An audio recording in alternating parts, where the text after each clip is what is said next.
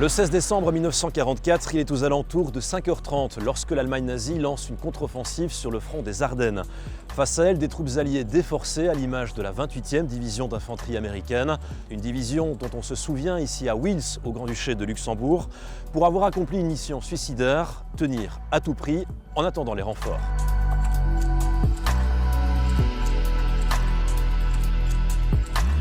En passant à travers les Ardennes, l'ambition d'Adolf Hitler est claire. Il souhaite traverser la Meuse et atteindre le port d'Anvers pour briser l'alliance entre Américains et Britanniques. Pour cela, il doit prendre une place forte, à savoir la ville de Bastogne, puisque c'est de cette ville que partent 4 routes en direction de la Meuse.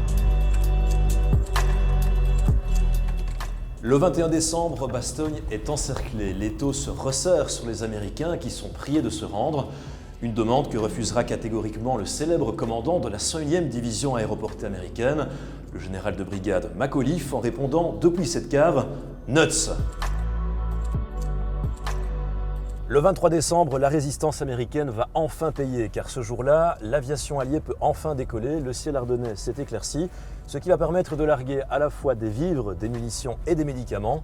C'est le cas ici à Emerul, en bordure de Bastogne.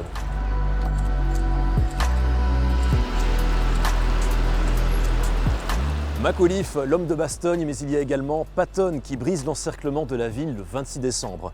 Alors que les Allemands sont stoppés net plus au nord dans la région de Dinant, Patton est chargé de mener la contre-offensive alliée avec Bastogne comme rampe de lancement.